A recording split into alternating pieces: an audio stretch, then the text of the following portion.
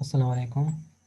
अच्छा, आज हम डिस्कस करेंगे मोमेंट ऑफ इनर्शिया के बारे में, ठीक है। तो आज का जो हमारा टॉपिक है वो है मोमेंट ऑफ इनर्शिया कि मोमेंट ऑफ इनर्शिया जो क्या होता है। तो मोमेंट ऑफ इनर्शिया को स्टार्ट करने से पहले सबसे पहले हम पढ़ते हैं analogy of linear motion and rotational motion के लीनियर मोशन और रोटेशनल मोशन की जो एनालॉजी है वो क्या है, ठीक है। एनालॉजी का मतलब ये है कि लीनियर में आप कौन से टर्म्स को यूज़ करते हो, ठीक है, और रोटेशन में आप कौन से वेरिएबल्स को यूज़ करते हो, ठीक है। कि लीनियर मोशन जब बॉडी करती है तो उसके लिए कौन से वेरिएबल्स होते हैं, रोटेशन जब बॉडी करती है, कोई रोटेशन मोशन करता है, ठीक है, तो उसके लिए वेरिएबल्स जो है वो कौन से यूज़ होते हैं, ठीक है। तो लीनियर डिस्प्लेसमेंट, जब कोई बॉडी जो है वो लीनियरली मोशन करती है तो उसका जो लीनियर डिस्प्लेसमेंट होता है उसको हम रिप्रेजेंट करते हैं एस से, ठीक है। जब कोई बॉडी रोटेशनल मोशन करती है तो उसकी एंगुलर डिस्प्लेसमेंट होती है उसको हम रिप्रेजेंट करते हैं थीटा से, ठीक है। तो लीनियर डिस्प्लेसमेंट होता है एस, एंगुलर डिस्प्लेसमेंट होता है थीटा, ठीक है। जब कोई बॉडी रोटेशनल मोशन करती है तो उसका डिस्प्लेसमेंट होता है एंगुलर डिस्प्लेसमेंट और उसको हम रिप्रेजेंट करते हैं थीटा से। जब कोई बॉडी लीनियरली मोशन करती है तो उसका डिस्प्लेसमेंट होता है लीनियर डिस्प्लेसमेंट और उसको हम रिप्रेजेंट करते हैं एस से, ठीक है। जब कोई बॉडी जो है वो लीनियरली मोशन करती है तो उसकी वेलोसिटी हम रिप्रेजेंट करते हैं वी से, ठीक है। जब कोई बॉडी रोटेशनल मोशन करती है तो उसकी वेलोसिटी हम बोलते हैं एंगुलर वेलोसिटी और एंगुलर वेलोसिटी को हम रिप्रेजेंट करते हैं ओमेगा से, ठीक है। तो लीनियर में वेलोसिटी होती है वी, रोटेशन में वेलोसिटी होती है ओमेगा, ठीक है। अच्छा, फिर यहाँ पे लीनियर डिस्प्लेसमेंट और एंगुलर डिस्प्लेसमेंट इनके दरमियान रिलेशन क्या होता है वो भी हमने पढ़ा था, s is equal to are theta, ठीक है। लीनियर वेलोसिटी और एंगुलर वेलोसिटी इनके दरमियान रिलेशन क्या होता है वो होता है v is equal to are omega, ठीक है। इस तरह जब कोई बॉडी लीनियरली मोशन करती है तो उसके साथ एक्सेलरेशन होता है, ठीक है। जब वो एक्सेलरेट होगी तो उसका जो एक्सेलरेशन होगा वो क्या होगा ए, ठीक है, जिसको हम लीनियर एक्सेलरेशन बोलते हैं, ठीक है। जब कोई बॉडी रोटेशन मोशन करती है तो उसके साथ जो एक्सेलरेशन होता है उसको हम क्या बोलते हैं, एंगुलर एक्सेलरेशन, और एंगुलर एक्सेलरेशन को हम रिप्रेजेंट करते हैं अल्फा से, ठीक है। तो लीनियर एक्सेलरेशन होता है ए, एंगुलर एक्सेलरेशन हमारे पास होता है अल्फा, ठीक है। जब कोई बॉडी लीनियरली मोशन करती है तो इससे उसका एक्सेलरेशन हम ए से रिप्रेजेंट करते हैं। जब कोई बॉडी रोटेशन मोशन करती है तो उसका एक्सेलरेशन हम अल्फा से रिप्रेजेंट करते हैं और उसको हम एंगुलर एक्सेलरेशन बोलते हैं, ठीक है। तो लीनियर एक्सेलरेशन और एंगुलर एक्सेलरेशन अल्फा के दरमियान क्या रिलेशन होता है, A is equal to R into alpha, ठीक है। यहाँ पे लीनियर एक्सेलरेशन और एंगुलर एक्सेलरेशन के दरमियान रिलेशन क्या होता है, A is equal to R alpha. जिस तरह इन दोनों में रिलेशन है S is equal to are theta, V is equal to are omega, तो इस तरह लीनियर एक्सेलरेशन और एंगुलर एक्सेलरेशन में रिलेशन होता है A is equal to R into alpha, ठीक है। लीनियर मोशन में हम काइनेटिक एनर्जी को क्या बोलते हैं, ठीक है, कि हमारे पास जब कोई बॉडी जो है वो लीनियरली मोशन करती है तो उसकी काइनेटिक एनर्जी होती है हाफ एम वी स्क्वायर, ठीक है। रोटेशन में जब कोई बॉडी रोटेशन मोशन करती है तो उसकी काइनेटिक एनर्जी होती है half m are square into omega square, ठीक है। इस तरह अगर आप फोर्स की बात करते हैं, ठीक है, तो यहाँ पे एक्सेलरेशन के लिए कौन सी चीज़ जो है वो रिक्वायर्ड होती है, ठीक है। एक्सेलरेशन प्रोड्यूस करने के लिए कौन सी चीज़ रिक्वायर्ड होती है, फोर्स, ठीक है। तो यहाँ पे हम फोर्स की बात करते हैं, ठीक है। लेकिन रोटेशन मोशन में जब एक्सेलरेशन हम प्रोड्यूस करते हैं, ठीक है, अगर हम एंगुलर एक्सेलरेशन को प्रोड्यूस करते हैं तो उसके लिए हमें कौन सी चीज़ रिक्वायर्ड होती है, उसके लिए हमें टॉर्क रिक्वायर्ड होती है, ठीक है। तो यहाँ पे फोर्स, यहाँ पे क्या आता है, टॉर्क, ठीक है। तो इसके बाद हम अपने मेन टॉपिक की तरफ आते हैं, मोमेंट ऑफ इनर्शिया की तरफ, ठीक है, कि मोमेंट ऑफ इनर्शिया जो है वो क्या होता है, ठीक है। सबसे पहले हमने क्या पढ़ा, इसकी एनालॉजी को पढ़ा कि हमारे पास लीनियर मोशन और रोटेशन मोशन की एनालॉजी क्या है, ठीक है, कि हम यहाँ पे कौन कौन से वेरिएबल्स को यूज़ करते हैं, ठीक है। हम आते हैं मोमेंट ऑफ इनर्शिया की तरफ कि मोमेंट ऑफ इनर्शिया जो वो क्या होती है, ठीक है। तो मोमेंट ऑफ इनर्शिया को हम रिप्रेजेंट करते हैं कैपिटल आई से, ठीक है। मोमेंट ऑफ इनर्शिया को हम कैपिटल आई से रिप्रेजेंट करते हैं, ठीक है। और अगर आप इसके डिफिनेशन को देख लें तो इसका डिफिनेशन होता है, moment of inertia can be define as the product of the mass, ठीक है। मोमेंट ऑफ इनर्शिया को हम रिप्रेजेंट करते हैं आई से और इसका डिफिनेशन होता है I is equal to M are square, ठीक है।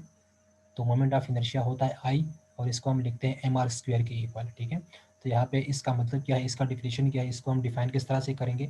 इसका मतलब यह है कि the product of the mass and the square the distance is called moment of inertia, ठीक है। The product of the mass and the square of the distance is called moment of inertia. तो इसको आप लिख सकते हैं moment of inertia I is equal to M are square, ठीक है।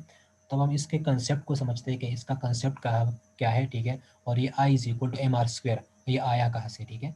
मोमेंट ऑफ इनर्शिया को हम डिफाइन करते हैं, the product of the mass and the square of the distance is called moment of inertia और उसको हम आई से रिप्रेजेंट करते हैं, ठीक है।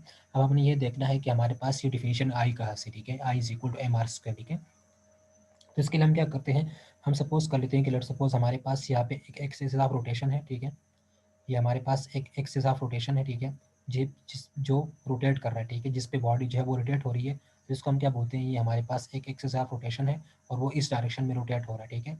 तो इससे हम क्या करते हैं, इससे हम कुछ डिस्टेंस पे यहाँ पे एक मास को अटैच कर देते हैं, ठीक है, यहाँ पे एक मास m को अटैच करते हैं, ठीक है, और ये मास m इस एक्सिस ऑफ रोटेशन से कुछ डिस्टेंस पे होगा, वो कितना डिस्टेंस होगा, वो r डिस्टेंस होगा, ठीक है।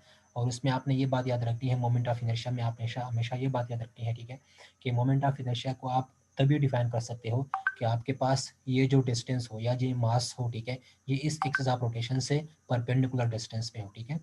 यहाँ पे जो आपने मास अटैच किया, ठीक है, ये इस एक्सिस ऑफ रोटेशन से परपेंडिकुलर डिस्टेंस पे होना चाहिए, तब आप इसके लिए मोमेंट ऑफ इनर्शिया को डिफाइन कर सकते हो, ठीक है।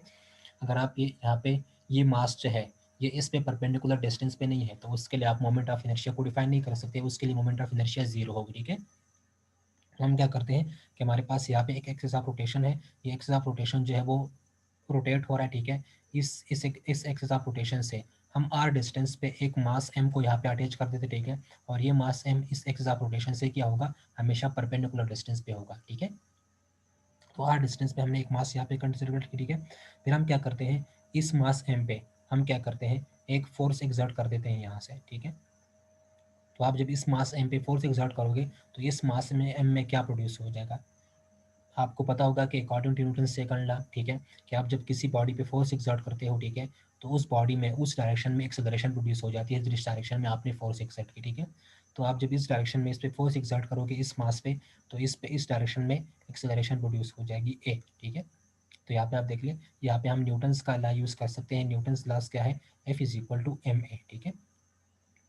तो हम यहाँ पे इस इक्वेशन को यूज़ करेंगे, तो यहाँ पे हम देख लें F is equal to ma, ठीक है, according to Newton second law F is equal to ma। यहाँ पे सिंपल मैंने क्या किया है, हमारे पास यहाँ पे एक एक्सिस ऑफ रोटेशन है, ठीक है, और वो एक्सिस इस एक्सिस के अबाउट यहाँ पे ट्रेवल कर रहा है, ठीक है, इस एक्सिस के अबाउट रोटेट हो रहा है, ठीक है। इससे परपेंडिकुलर डिस्टेंस r पे मैंने यहाँ पे एक मास m को यहाँ पे अटैच किया, ठीक है। ये मास m इससे क्या है, परपेंडिकुलर डिस्टेंस r पे है इस एक्सिस ऑफ रोटेशन से।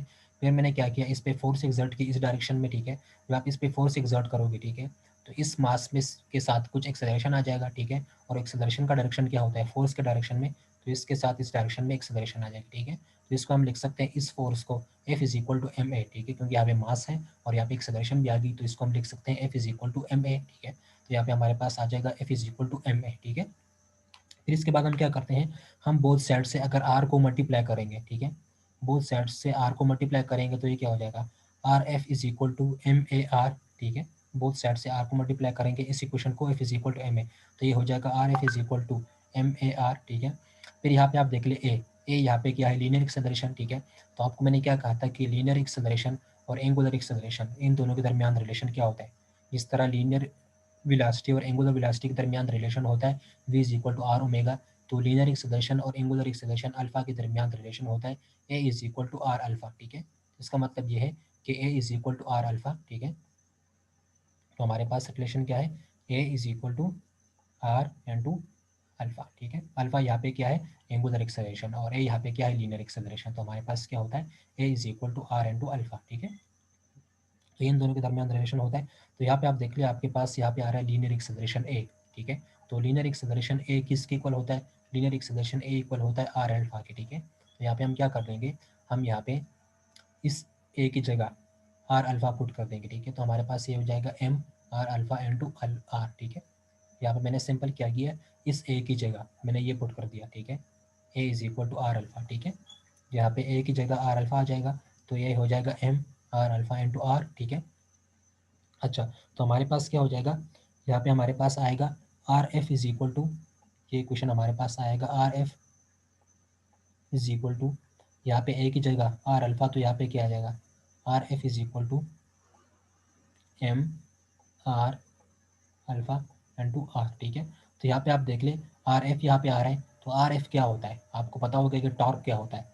टॉर्क को हम क्या लिखते हैं, the moment of force is called torque, ठीक है। टॉर्क क्या होता है, tau is equal to R cross F, ठीक है। तो यहाँ पे आप देख लें आर इन टू एफ, तो आर इन टू एफ का मतलब क्या होता है, टॉर्क, ठीक है। तो इसकी जगह हम यहाँ पे लिख सकते हैं टॉर्क, तो इसकी जगह यहाँ पे टॉर्क आ जाएगा, ठीक है। यहाँ पे आप देख लें torque is equal to M, ये आर इस आर के साथ मल्टीप्लाई हो जाएगा, तो ये क्या हो जाएगा, M are square into alpha, ठीक है। तो यहाँ पे आपने क्या करना है, आर एफ की जगह हम यहाँ पे क्या पुट कर देंगे, आर एफ की जगह हम यहाँ पे टाउ पुट कर देंगे, ठीक है। फिर आप कहेंगे कि यहाँ पे तो आर क्रॉस एफ आ रहा है और यहाँ पे तो आर क्रॉस एफ नहीं है, यहाँ पे तो सिंपल आर एफ है, ठीक है। तो यहाँ पे आप देख लें, हमारे पास आर का डायरेक्शन ये है, ठीक है, और फोर्स ये है। तो आर और एफ में कितना एंगल है? 90 एंगल, ठीक है। तो अगर आप इसको इस तरह लिखोगे आर एफ साइन थीटा, तो यहाँ पे एंगल कितना है? 90। तो आर एफ साइन 90 आएगा। साइन 90 क्या होता है? 1, ठीक है। तो इसका मतलब क्या होगा कि tau is equal to R F, ठीक है। ये हमारे पास tau is equal to R F हो जाएगा। तो इसलिए इसकी आर एफ की जगह हम यहाँ पे टाउ लिख रहे हैं, ठीक है। तो tau is equal to M R alpha into R, ठीक है। यहाँ पे मैंने सिंपल क्या किया है, इस आर एफ की जगह, आर एफ हमारे पास यहाँ पे क्या है? टॉर्क। तो ये हो जाएगा torque is equal to M, और ए की जगह मैंने क्या पुट कर दिया? R alpha. तो हमारे पास यहाँ पे आर अल्फा इंटू आर हो जाएगा, ठीक है। फिर यहाँ पे आर, ये क्या हो जाएंगे? ये मल्टीप्लाई हो जाएंगे। तो ये क्या हो जाएगा? M are square into alpha, ठीक है। तो यहाँ पे हमारे पास टॉर्क क्या हो जाएगा? Torque is equal to M are square into alpha, ठीक है। सिंपल क्या करना है, F is equal to M A, फिर दोनों साइड से आर से मल्टीप्लाई करना है, तो R F is equal to M A R, ठीक है। फिर यहाँ पे आर एफ जो है वो टॉर्क है, तो इसकी जगह टॉर्क आ जाएगा।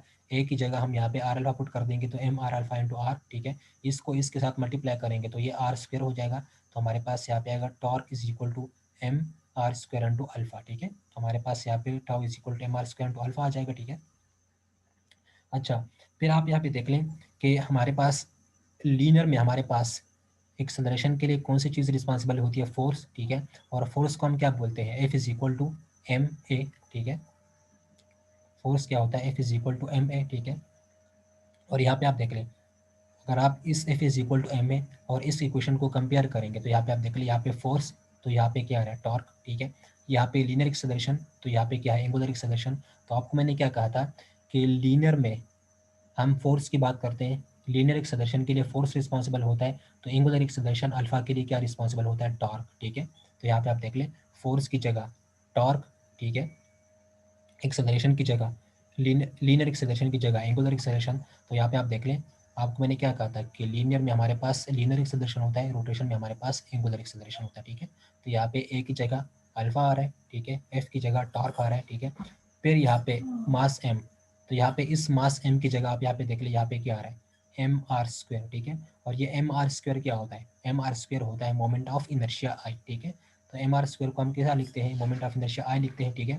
तो इससे हमें क्या बात पता चला है? इससे हमें ये बात पता चली है, ठीक है, कि यहाँ पे फोर्स की जगह टॉर्क आ रहा है। तो लीनियर में हम फोर्स की बात करते हैं, रोटेशन में हम टॉर्क की बात करते हैं। लीनियर में हम लीनियर एक्सेलरेशन की बात करते हैं, रोटेशन में हम एंगुलर एक्सेलरेशन की बात करते हैं, ठीक है। तो लीनियर में हम जब मास की बात करेंगे, तो एंगुलर या रोटेशन में हम किस चीज़ की बात करेंगे? Moment of inertia M are square की बात करेंगे, ठीक है। तो इसका मतलब ये है कि जो रोल मास का होता है, यहाँ पे आप लिख सकते हैं कि जो रोल लीनियर में मास का होता है, वही रोल रोटेशन मोशन में मोमेंट ऑफ इनर्शिया आई का होता है, जिसको हम बोलते हैं I is equal to M are square, ठीक है। तो आपको कंसेप्ट की समझ आ गई होगी कि मोमेंट ऑफ इनर्शिया का कंसेप्ट क्या है। मोमेंट ऑफ इनर्शिया का कंसेप्ट ये है कि लीनियर मोशन में जो रोल मास का होता है, वही रोल रोटेशन मोशन में मोमेंट ऑफ इनर्शिया आई का होता है, ठीक है। तो ये है मोमेंट ऑफ इनर्शिया का कंसेप्ट, ठीक है।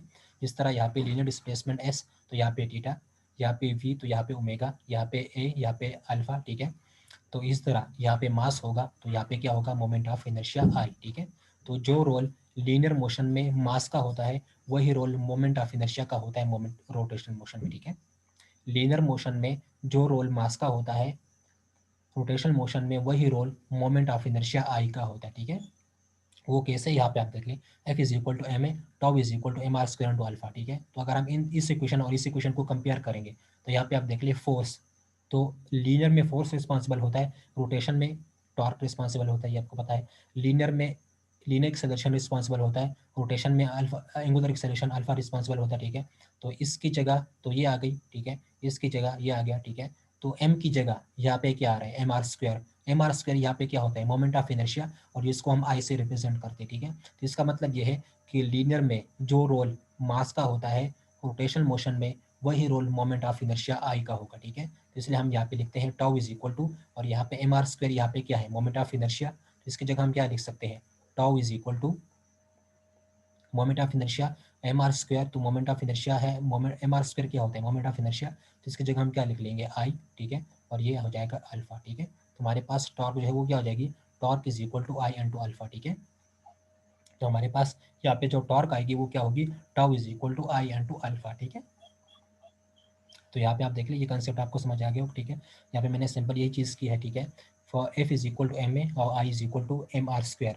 तो अगर आप इन दोनों को कंपेयर करोगे तो एफ की जगह टॉर्क आ रहा है, इसकी जगह ये आ रहा है, तो मास की जगह क्या आ रहा है, मोमेंट ऑफ इनर्शिया, ठीक है।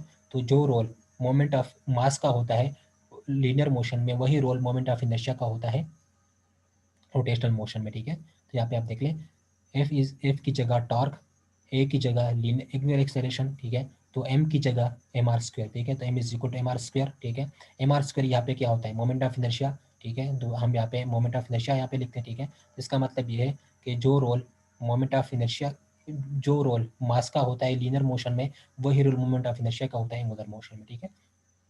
तो tau is equal to I into alpha, ठीक है। अच्छा, फिर ये हमारे पास मोमेंट ऑफ इनर्शिया का कंसेप्ट है, ठीक है।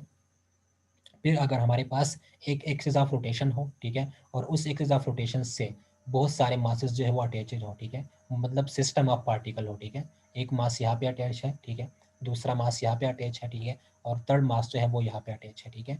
तो अगर हमारे पास सिस्टम ऑफ पार्टिकल हो, ठीक है, हमारे पास सिस्टम ऑफ पार्टिकल हो, बहुत सारे सिस्टम हो, ठीक है, बहुत सारे पार्टिकल्स हो, ठीक है। यहाँ पे हमने एक पार्टिकल एम को कंसिडर किया था, ठीक है। लेकिन अगर हमारे पास सिस्टम ऑफ पार्टिकल्स हो, बहुत सारे पार्टिकल्स हो, ठीक है, इस एक्सिस ऑफ रोटेशन से एक मास एम यहाँ पे हो, दूसरा एम यहाँ पे हो, तीसरा एम यहाँ पे हो, ठीक है।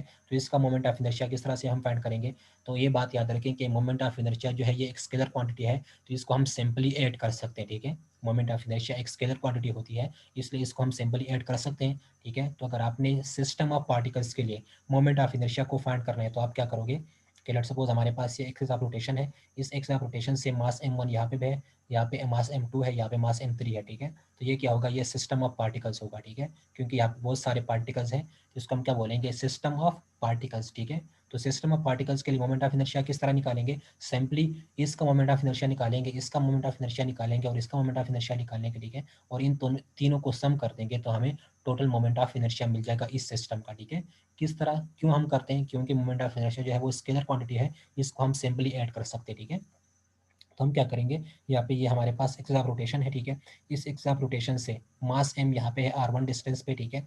फिर हमारे पास एक दूसरा मास है जो इससे r2 डिस्टेंस पे है, ठीक है। यहाँ पे हमारे पास एक तीसरा मास है जो इससे r3 डिस्टेंस पे, ठीक है। तो ये हमारे पास सिस्टम ऑफ पार्टिकल हो गया। इस सिस्टम ऑफ पार्टिकल्स के लिए अगर हम मोमेंट ऑफ इनर्शिया को फाइंड करेंगे तो मोमेंट ऑफ इनर्शिया एक स्केलर क्वांटिटी है, तो इन इसका मोमेंट ऑफ इनर्शिया निकालेंगे, इसका मोमेंट ऑफ इनर्शिया निकालेंगे और इसका मोमेंट ऑफ इनर्शिया निकालेंगे और उनको सिंपली सम कर देंगे, क्योंकि मोमेंट ऑफ इनर्शिया जो है वो एक स्केलर क्वांटिटी है, इनको हम सिंपली सम कर सकते हैं, ठीक है। इस इस सिस्टम के लिए जहाँ पे तीन मासेस है, यहाँ पे तीन पार्टिकल्स है, ठीक है। एक का डिस्टेंस r1 है, दूसरी का डिस्टेंस r2 है, तीसरी का डिस्टेंस एक्सिस ऑफ रोटेशन से r3 है, ठीक है। तो इस सिस्टम ऑफ पार्टिकल्स के लिए ये जो तीन पार्टिकल्स हैं इनके लिए मोमेंट ऑफ इनर्शिया हम किस तरह निकालेंगे, I इज इक्वल टू, यहाँ पे मास जो है वो क्या होगा m1, ठीक है, और इसका डिस्टेंस क्या होगा r1, तो हम क्या लिखेंगे m1 r1 स्क्वायर, ठीक है। क्योंकि आपको पता है कि मोमेंट ऑफ इनर्शिया क्या होता है, मोमेंट ऑफ इनर्शिया होता है I is equal to M are square, ठीक है। मोमेंट ऑफ इनर्शिया क्या होता है, I is equal to M are square. तो इस फर्स्ट के लिए मोमेंट ऑफ इनर्शिया क्या होगा, m1 r1 स्क्वायर, ठीक है। इस सेकंड के लिए कितना होगा m2 r2 स्क्वायर, इस थर्ड के लिए कितना होगा m3 r3 स्क्वायर, ठीक है। तो हम इन सब का मोमेंट ऑफ इनर्शिया निकालेंगे और तीनों को सम कर देंगे तो हमें इस सिस्टम का मोमेंट ऑफ इनर्शिया मिल जाएगा, ठीक है। तो I is equal to m1 r1 square इस फर्स्ट के लिए, सेकंड के लिए m2 r2 स्क्वायर, ठीक है, तो m2 r2 square plus third के लिए m3 r3 स्क्वायर, और तीनों को सम कर देंगे तो हमें इस सिस्टम का मोमेंट ऑफ इनर्शिया मिल जाएगा, ठीक है। तो इस सिस्टम का मोमेंट ऑफ इनर्शिया क्या होगा, यहाँ पे तीन पार्टिकल्स हैं तो यहाँ पे इसका मोमेंट ऑफ इनर्शिया होगा m1 r1 square plus m2 r2 square plus m3 r3 square, ये हमारे पास टोटल मोमेंट ऑफ इनर्शिया हो जाएगा, ठीक है। तो जितने आपके साथ यहाँ पे मासेस ज़्यादा होंगे उतने आप यहाँ पे मोमेंट ऑफ इनर्शिया को यहाँ पे ऐड करते जाएं, ठीक है। अच्छा, फिर हमारे पास ये मोमेंट ऑफ इनर्शिया का कंसेप्ट था, ठीक है। अब हम इस मोमेंट ऑफ इनर्शिया पे कुछ न्यूमेरिकल्स जो है वो सॉल्व करते हैं ताकि आपका जो कंसेप्ट है वो और भी क्लियर हो जाए, ठीक है। तो मोमेंट ऑफ इनर्शिया पे सबसे पहला जो एग्जांपल है या जो सबसे पहला न्यूमेरिकल है वो ये है कि कंसीडर एन इक्विलेटरल ट्राइंगल, कि आप एक इक्विलेटरल ट्राइंगल को कंसीडर कर ले, ठीक है। हमारे पास एक इक्विलेटरल ट्राइंगल है, ठीक है, और उसके कॉर्नर्स पे हमने मासेस को अटैच किया हुआ है, एक यहाँ पे मास है, एक यहाँ पे मास है, ठीक है, और एक यहाँ पे मास है, ठीक है। तो हमारे पास ये इक्विलेटरल ट्राइंगल है, उनके कॉर्नर्स पे मासेस यहाँ पे पड़ी है, ठीक है। फिर हम क्या करते हैं, हम यहाँ पे इस पोजीशन को ए नाम दे देते हैं, ठीक है, इस पोजीशन को बी नाम दे देते हैं, ठीक है, और इस पोजीशन को हम सी नाम देते हैं, ठीक है। फिर हम क्या करते हैं, इस मास से यहाँ पे जो हमारे पास ए पोजीशन है, ठीक है, इस ए पोजीशन से हम यहाँ पे एक्सिस ऑफ रोटेशन को यहाँ से क्रॉस कर लेते हैं, ठीक है। तो ये इसका एक्सिस ऑफ रोटेशन हो जाएगा, ठीक है। तो ये ए पोजीशन है, ये हमारे पास डी पोजीशन हो जाएगा, ठीक है। तो हमसे क्या कह रहे हैं कि ये ए जो है, ये ए डी लाइन या जो ए डी एक्सिस ऑफ रोटेशन है, ये इस मास एम से पास हो रहा है जो ए पोजीशन पे है, ठीक है। तो ये ए डी एक्सिस जो है, ए डी एक्सिस या ए डी एक्सिस ऑफ रोटेशन, ये इस मास से जहाँ पे ये क्रॉस हो रहा है, ठीक है। तो हमसे कह रहे हैं कि इस ए डी एक्सिस के अबाउट आप इस सिस्टम का जो इक्विलेटरल ट्राइंगल है, इस सिस्टम का आप मोमेंट ऑफ इनर्शिया फाइंड कर लें, ठीक है। प्रॉब्लम क्या है, न्यूमेरिकल क्या है, न्यूमेरिकल यह है कि हमारे पास एक इक्विलेटरल ट्राइंगल है। इस इक्विलेटरल ट्राइंगल के कॉर्नर्स पे हमने यहाँ पे मासेस रखी, ठीक है। तो इसका एक कॉर्नर ये है, एक कॉर्नर ये है, एक कॉर्नर ये है, ठीक है। इस कॉर्नर को ए नाम दे दे, इस कॉर्नर को बी नाम दे दे, इस कॉर्नर को सी नाम दे दे, ठीक है। तो इनके कॉर्नर्स पे यहाँ पे मासेस पड़ी है, ठीक है। फिर क्या कहते हैं कि हम यहाँ से एक एक्सिस ऑफ रोटेशन यहाँ पे एक लाइन को ड्रा कर दे रहे हैं, इसका इसका एक्सिस ऑफ रोटेशन ये होगा, ठीक है। तो इस यहाँ पे हम एक A D line axis of rotation को यहाँ पे क्रॉस कर देते हैं। इस पॉइंट को मैंने क्या नाम दिया, यहाँ पे ए डी, ठीक है। तो यहाँ पे हम एक्सिस ऑफ रोटेशन को यहाँ से क्रॉस कर देते हैं इस मास एम से, ठीक है। तो यहाँ पे ए डी हमारे पास एक्सिस ऑफ रोटेशन हो जाएगा। तो हमसे कह रहे हैं कि इस एक्सिस के about A D rotation, A D axis के अबाउट, ठीक है। हमसे क्या कह रहे हैं कि इस ए डी एक्सिस के अबाउट मोमेंट ऑफ इनर्शिया जो है वो क्या होगा, ठीक है। तो हमने क्या करना है, axis of rotation A D axis of rotation के about moment of inertia I को फाइंड करना है, ठीक है। तो हमने इस चीज़ को यहाँ पे फाइंड करना है, moment of inertia about axis of rotation about A D, ठीक है। मोमेंट ऑफ इनर्शिया किस एक्सिस के अबाउट फाइंड करना है, moment of inertia about A D axis, ठीक है। तो हमने इस चीज़ को यहाँ पे फाइंड करना है। तो आप क्वेश्चन को समझ लें कि कंसिडर एन इक्विलेटरल ट्राइंगल, हमारे पास एक इक्विलेटरल ट्राइंगल है, ये इक्विलेटरल ट्राइंगल होता है, ठीक है। अच्छा, इस यहाँ पे 3 मास यहाँ पे हैं, ठीक है। इसके कॉर्नर पे ये मास है, ठीक है। इसके यहाँ पे एक मास है, यहाँ पे मास है, इसके पोजीशन यहाँ पे ए बी एंड सी, ठीक है। अच्छा, फिर हमें यहाँ पे ये बात बताई है कि इस इक्विलेटरल ट्राइंगल का जो लेंथ है वो कितना है, वो एल है, ठीक है। तो यहाँ पे इसका एल लेंथ जो है वो एल होगा, यहाँ पे भी इसका लेंथ जो है वो क्या होगा, वो एल होगा, ठीक है। तो हमसे ये भी यहाँ पे गिवन है कि इस इक्विलेटरल ट्राइंगल का जो लेंथ है वो कितना है, एल है, ठीक है। अच्छा, फिर हमसे क्या कह रहे हैं कि an axis from A to A D, ठीक है। कि हमने यहाँ पे एक एक्सिस को ड्रा कर दिया फ्रॉम ए टू डी, ठीक है, फ्रॉम मास एम, इस मास एम से, ठीक है, is shown in the figure. Find moment of inertia A D where A D pass through mass M, ठीक है। हमें कह रहे हैं कि आप यहाँ पे इस एक्सिस के अबाउट मोमेंट ऑफ इनर्शिया को फाइंड कर लें, ए डी एक्सिस के अबाउट मोमेंट ऑफ इनर्शिया को फाइंड कर लें, और वो ए डी एक्सिस जो है वो मास एम इससे क्रॉस हो रहा है, ठीक है। To find A D where A D passes through mass M, कि ये ए डी जो है वो इस मास एम से पास हो रहा है, ठीक है। एंड ए प्लेन ट्राइंगल, ठीक है। The length of each side is L, यहाँ पे जो हमारे पास इक्विलेटरल ट्राइंगल है, ठीक है, इसके हर साइड का जो लेंथ है वो कितना है, एल है, ठीक है। यहाँ पे मैंने ये बनाया हुआ, ठीक है, कि हमारे पास यहाँ पे एक इक्विलेटरल ट्राइंगल है, ठीक है। यहाँ पे एक कॉर्नर पे एक मास यहाँ पे है, एक मास यहाँ पे है, तीनों कॉर्नर्स पे मास अटैच के, ठीक है। इसको ए नाम दे दिया, इसको बी नाम दे दिया, इसको सी नाम दे दिया, ठीक है। फिर यहाँ पे हमने एक एक्सिस ऑफ रोटेशन ली, ठीक है। ये एक्सिस ऑफ रोटेशन जो है वो इस मास एम से पास हो रही है, ठीक है। तो ये ए डी एक्सिस के अबाउट हमने मोमेंट ऑफ इनर्शिया को फाइंड करना है, ठीक है। तो इस ए डी एक्सिस के अबाउट मोमेंट ऑफ इनर्शिया को हम किस तरह से फाइंड करेंगे, ठीक है। तो हम इस मास एम का मोमेंट ऑफ इनर्शिया निकालेंगे, इसका मोमेंट ऑफ इनर्शिया निकालेंगे, और इसका मोमेंट ऑफ इनर्शिया निकालेंगे, तो हमें टोटल मोमेंट ऑफ इनर्शिया मिल जाएगा, ठीक है। सबसे पहले हम इसका मोमेंट ऑफ इनर्शिया निकालेंगे इस मास का, फिर इसका निकालेंगे, फिर इसका निकालेंगे, ठीक है। तो हमें टोटल मोमेंट ऑफ इनर्शिया मिल जाएगा, ठीक है। अच्छा, तो फिर यहाँ पे आप देख लें कि आपको मैंने क्या कहा था कि मोमेंट ऑफ इनर्शिया तब डिफाइन हो सकती है कि जब मास एम एक केस ऑफ रोटेशन के क्या हो, परपेंडिकुलर हो, ठीक है। यहाँ पे आपको मैंने ये बात कही थी कि आपने क्या करना है, आप मोमेंट ऑफ इनर्शिया को तब फाइंड कर सकते हो कि जब आपका मास एम है, ठीक है, वो एक्सिस ऑफ रोटेशन से परपेंडिकुलर डिस्टेंस पे हो, ठीक है। तो यहाँ पे आप देख लें, ये जो मास एम है, ये फर्स्ट, ये इस एक्सिस ऑफ रोटेशन से, ये एक्सिस ऑफ रोटेशन इस मास एम से पास हो रही है, ठीक है। तो यहाँ पे जो डिस्टेंस होगा वो कितना होगा, 0, ठीक है। क्यों 0 होगा, क्योंकि ये एक्सिस ऑफ रोटेशन इस मास एम से पास हो रही है, ठीक है।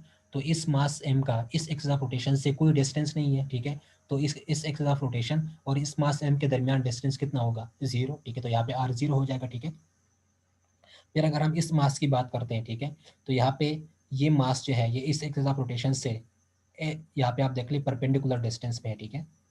ये हमारे पास मास एम है, ठीक है, और ये हमारे पास मोमेंट ऑफ इनर्शिया है, ठीक है। और ये कितना डिस्टेंस है, ये इससे आर एल डिस्टेंस पे है, ठीक है। तो ये हमारे पास एक्सिस ऑफ रोटेशन है, ये सेकंड मास ये है, ठीक है, जो बी पोजीशन पे है, ठीक है, और ये मास m जो है ये इस एक्सिस ऑफ रोटेशन से परपेंडिकुलर डिस्टेंस l पे है, ठीक है। तो इसका मोमेंट ऑफ इनर्शिया हम फाइंड कर सकते हैं, ठीक है, क्योंकि ये मास इस एक्सिस ऑफ रोटेशन से परपेंडिकुलर डिस्टेंस पे, ठीक है।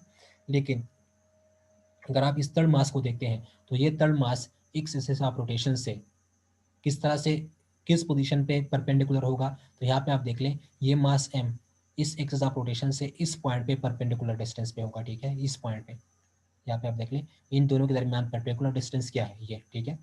आपने ये लाइन नहीं लेना कि आप कहो कि ये तो ये लाइन जो है ये इसके परपेंडिकुलर नहीं है, ठीक है। तो आप इस लेंथ एल को नहीं लिख सकते इस थर्ड मास के लिए, ठीक है, क्योंकि ये इस एक्सिस ऑफ रोटेशन के परपेंडिकुलर नहीं है। और मोमेंट ऑफ इनर्शिया को हम किसके लिए डिफाइन करते हैं, मोमेंट ऑफ इनर्शिया को हम तब डिफाइन कर सकते हैं कि जब ये मास एम जो है, हमेशा मास जो है वो क्या होगा, वो एक्सिस ऑफ रोटेशन से परपेंडिकुलर डिस्टेंस पे होगा, ठीक है। तो ये मास एम इस एक्सिस ऑफ रोटेशन से कौन सी जगह पे परपेंडिकुलर डिस्टेंस पे है, इस पॉइंट पे, ठीक है। अच्छा, फिर आप यहाँ पे देख लें कि हमें ये गिवन नहीं है, हमें ये डिस्टेंस मालूम ही नहीं है, ठीक है। यहाँ पे आप देख लें कि ये मास m इस एक्सिस ऑफ रोटेशन से परपेंडिकुलर डिस्टेंस कहाँ पे है, इस पॉइंट पे, ठीक है। यहाँ पे एक्सिस ऑफ रोटेशन और इस मास m के दरमियान जो डिस्टेंस है वो क्या है, वो परपेंडिकुलर डिस्टेंस है, ठीक है। ये मास m इस एक्सिस ऑफ रोटेशन से क्या है, परपेंडिकुलर डिस्टेंस पे है, ठीक है। यहाँ पे एक्सिस ऑफ रोटेशन यहाँ से पास हो रहा है तो इसका डिस्टेंस यहाँ पे r हो जाएगा, 0 हो जाएगा, ठीक है। ये मास m इस एक्सिस ऑफ रोटेशन से परपेंडिकुलर डिस्टेंस l पे है तो इसका मोमेंट ऑफ इनर्शिया हम फाइंड कर सकते हैं, ठीक है। लेकिन जो थर्ड मास है वो इस एक्सिस ऑफ रोटेशन से परपेंडिकुलर डिस्टेंस कहाँ पे है, ये, ठीक है। तो इस मास m का perpendicular distance axis of rotation से ये है, ठीक है। तो हमें इसका लेंथ यहाँ पे पता है इक्विलेटरल ट्राइंगल का कि इसका लेंथ l है, इसका लेंथ l है, लेकिन हमें इस लेंथ के बारे में नहीं पता, ठीक है। तो सबसे पहले तो हमने इस लेंथ l को फाइंड करना है, ठीक है। हमने इस लेंथ को फाइंड करना है कि ये मास m इस एक्सिस ऑफ रोटेशन से कितने डिस्टेंस पे होगा, ठीक है। ये इसके परपेंडिकुलर तो है, ये मास इस एक्सिस ऑफ रोटेशन के परपेंडिकुलर है यहाँ पे इस डिस्टेंस पे, ठीक है। लेकिन ये डिस्टेंस कितना होगा, इस डिस्टेंस को हमने फाइंड करना है, ठीक है, क्योंकि हमें नहीं गिवन, ठीक है। तो इसको फाइंड करने के लिए हम क्या करेंगे, यहाँ पे आप देख लें इक्विलेटरल ट्राइंगल का जो एंगल होता है वो कितना होता है, 60, ठीक है। इक्विलेटरल ट्राइंगल का एंगल कितना होता है, 60, ठीक है। तो अगर ये 60 है तो ये सामने वाला ये कितना होगा, ये भी 60 होगा, ठीक है। तो ये 60, ये भी 60, यहाँ पे क्या है L, ठीक है, ये लेंथ क्या है इसकी L है, ठीक है, इस इक्विलेटरल ट्राइंगल के। तो यहाँ पे L है, ठीक है। तो यहाँ पे L जो है वो लेंथ वो दो कंपोनेंट्स में डिवाइड हो जाएगी, ठीक है। तो L का एंगल के साथ कौन सा कंपोनेंट आएगा, एंगल के साथ हमेशा कॉस का कंपोनेंट आता है, तो यहाँ पे क्या आएगा, L कॉस, और यहाँ पे कितना एंगल है, 60, ठीक है। तो ये हो जाएगा L cos 60, ठीक है। और यहाँ पे परपेंडिकुलर कितना होगा, L sin 60, ठीक है। तो यहाँ पे हमारे पास आएगा L cos 60, यहाँ पे कितना आएगा, L sin 60। ये किस तरह है, यहाँ पे आप देख लीजिए, यहाँ पे हमारे पास एंगल 60 है, ठीक है, और यहाँ पे L है, ठीक है। तो ये L दो कंपोनेंट्स में डिवाइड हो जाएगी, ठीक है। इसका यहाँ पे थीटा के साथ कौन सा कंपोनेंट आएगा, कॉस का कंपोनेंट, तो यहाँ पे हो जाएगा L cos, यहाँ पे एंगल कितना है, 60, यहाँ पे इसके परपेंडिकुलर कौन सा कंपोनेंट आता है, साइन, ठीक है। तो ये क्या हो जाएगा, L sin 60, ठीक है।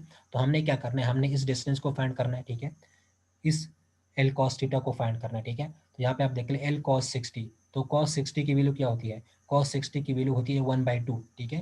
तो हमारे पास यहाँ पे क्या हो जाएगा, एल कॉस 60 की वैल्यू क्या होती है, 1/2, ठीक है।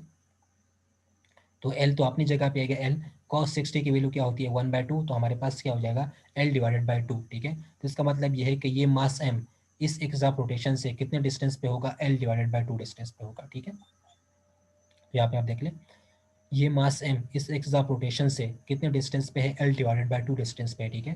वो कहाँ से आया, l cos 60, तो cos 60 की वैल्यू क्या होती है, 1/2, ठीक है। तो l 1/2, ठीक है, क्योंकि cos 60 क्या होता है, 1/2, तो यहाँ पे आएगा l 1/2। तो यहाँ से ये मास m इस एक्सिस ऑफ रोटेशन से कितने डिस्टेंस पे होगा, l डिवाइडेड बाई 2, ठीक है। तो हमने यहाँ पे इन दोनों के दरमियान जो डिस्टेंस है, इस मास m और इस एक्सिस ऑफ रोटेशन के दरमियान जो डिस्टेंस है वो हमने फाइंड कर ली, वो कितनी है, l डिवाइडेड बाई 2, ठीक है। तो अब हम इन तीनों मासेस की वजह से मोमेंट ऑफ इनर्शिया को फाइंड कर सकते हैं, ठीक है। तो हमारे पास इन तीनों मासेस के लिए मोमेंट ऑफ इनर्शिया क्या होगा, फर्स्ट मास के लिए मोमेंट ऑफ इनर्शिया क्या होगा, m1r1 स्क्वायर, ठीक है। सेकंड के लिए कितना होगा, m2r2 स्क्वायर, थर्ड के लिए कितना होगा, m3r3 स्क्वायर, ठीक है। सॉरी, यहाँ पे मासेस जो है वो m है, ठीक है। यहाँ पे मास m है, यहाँ पे भी मास m है, यहाँ पे भी मास m, ठीक है। तो इसको आपने m1 m2 और m3 यह नाम नहीं देना, ठीक है। आपने जस्ट क्या लिखना है, I is equal to m r1 square, ठीक है, plus mr2 square plus mr3 square, ठीक है। तो यहाँ पे आप देख लें, हम इस चीज़ को यहाँ पे पढ़ेंगे, ठीक है। तो यहाँ पे हमारे पास ये जो मास है ये क्या है, m, ये भी मास m है, ये भी मास m है, ठीक है। तो अगर आप ये देख लें कि इस मास का मोमेंट ऑफ इनर्शिया क्या होगा, इस मास m का मोमेंट ऑफ इनर्शिया जो है वो क्या होगा, वो जीरो होगा। क्यों जीरो होगा, क्योंकि यहाँ पे r जो है वो जीरो है, ठीक है। और मोमेंट ऑफ इनर्शिया क्या होता है, मोमेंट ऑफ इनर्शिया होता है mr स्क्वायर, ठीक है। तो अगर r जीरो हो गया डिस्टेंस, तो मोमेंट ऑफ इनर्शिया क्या हो जाएगा, जीरो। तो इसका मोमेंट ऑफ इनर्शिया क्या हो जाएगा, जीरो, ठीक है। प्लस इसका अगर आप मोमेंट ऑफ इनर्शिया निकाल लें इस मास का, तो ये मास इस एक्सिस ऑफ रोटेशन से परपेंडिकुलर डिस्टेंस एल पे है, ठीक है। तो इसका मोमेंट ऑफ इनर्शिया क्या होगा, एम एल स्क्वायर, ठीक है। क्योंकि आप देख लें कि मोमेंट ऑफ इनर्शिया क्या होता है, एम आर स्क्वायर, ठीक है। तो ये हमारे पास मोमेंट ऑफ इनर्शिया होता है, ठीक है। तो इसका मास यहाँ पे एम, तो यहाँ पे में आएगा, ठीक है। लेकिन ये परपेंडिकुलर डिस्टेंस जो है वो कितना है, वो एल है, ठीक है।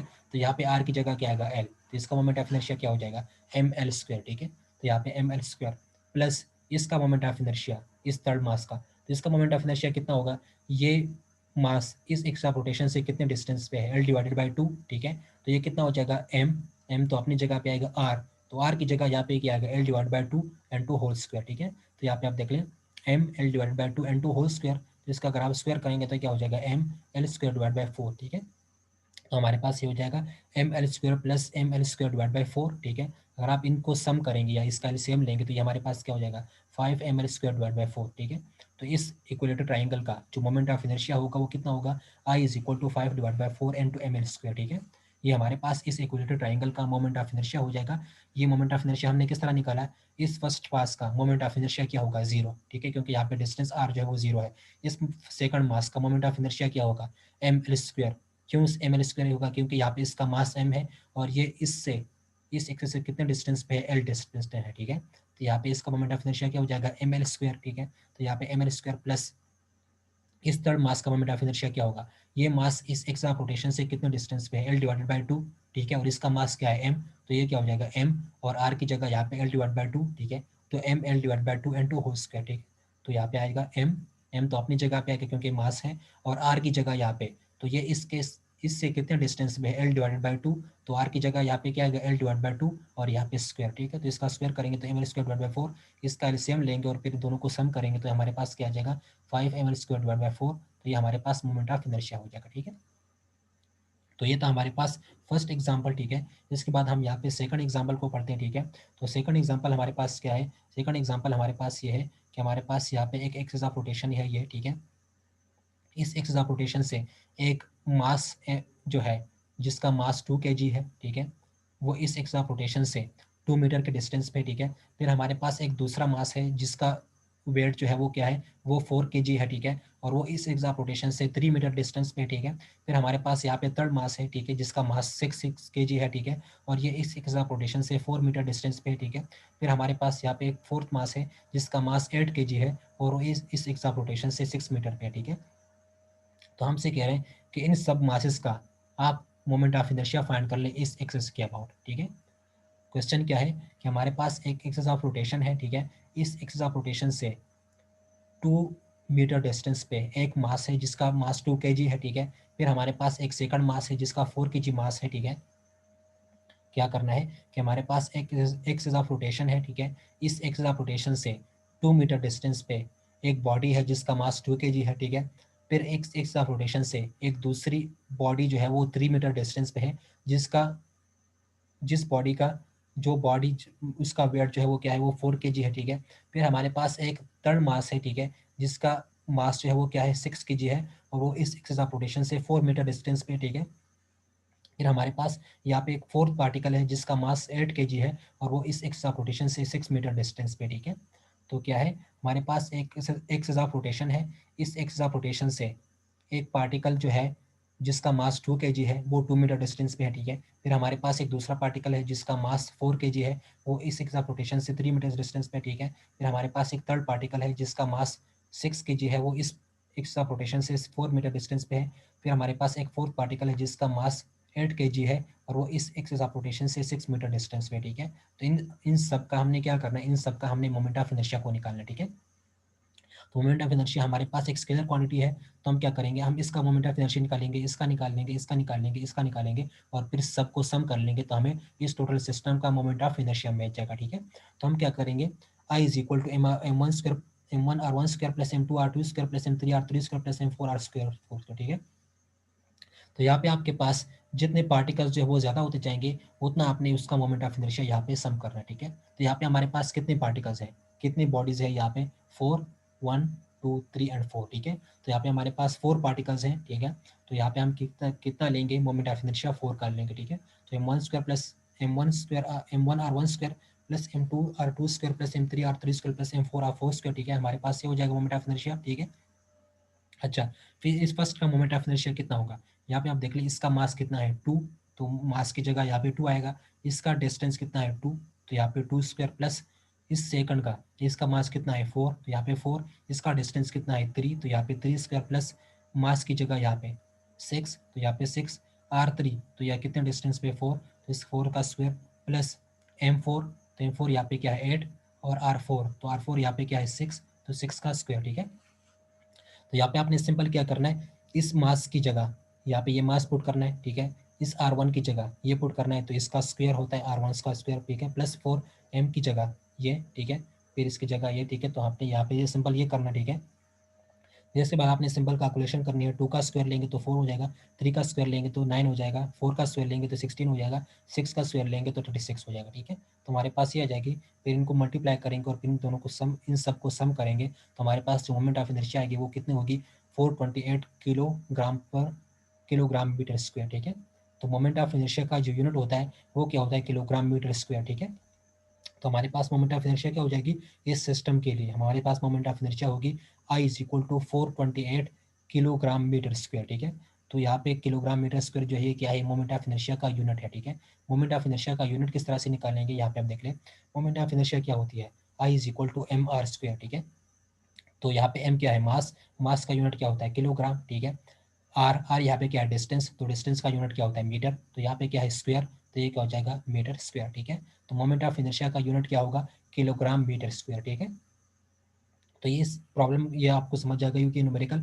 इसमें आपने क्या करना है कि हमारे पास एक एक्सिस ऑफ रोटेशन है। ठीक है, ये हमारे पास एक एक्सिस ऑफ रोटेशन है, इस एक्सिस ऑफ रोटेशन से 2 मीटर डिस्टेंस पे एक पार्टिकल है जिसका मास 2 kg है। ठीक है, फिर इससे 3 मीटर डिस्टेंस पे एक दूसरा पार्टिकल है जिसका मास 4 kg है। ठीक है, फिर इससे 4 मीटर डिस्टेंस पे एक तीसरा पार्टिकल है जिसका मास 6 kg है। ठीक है, फिर इस एक्सिस ऑफ रोटेशन से एक फोर्थ पार्टिकल जो है वो इस एक्सिस से 6 मीटर डिस्टेंस पे जिसका मास 8 kg है। ठीक है, तो इसका मोमेंट ऑफ इनर्शिया निकालेंगे, इसका निकालेंगे, इसका निकालेंगे, इसका निकालेंगे और फिर इन सबको सम कर देंगे, तो हमें टोटल मोमेंट ऑफ इनर्शिया मिल जाएगा। ठीक है, तो इस फर्स्ट के लिए कितना होगा, इसका मोमेंट ऑफ इनर्शिया होगा, इसका मास कितना है 2, इसका आर, इसका मास कितना है 2, इसका डिस्टेंस कितना है 2। ठीक है, तो इसका मोमेंट ऑफ इनर्शिया क्या होगा, 2 × 2 स्क्वायर। ठीक है, तो 2 × 2 स्क्वायर। ठीक है, क्योंकि इसका मास m, इसका मास जो है वो क्या है 2, तो मास की जगह 2 आएगा, r डिस्टेंस, तो डिस्टेंस यहाँ पे क्या है 2, तो डिस्टेंस का यहाँ पे क्या होता है स्क्वायर, तो यहाँ पे 2 स्क्वायर। ठीक है, इस तरह इसका निकालेंगे इस तरह से और इन दोनों को सम करेंगे, तो हमारे पास ये रिजल्ट आ जाएगा। ठीक है, तो ये हमारे पास इस सिस्टम ऑफ पार्टिकल के लिए मोमेंट ऑफ इनर्शिया हो जाएगा। ठीक है।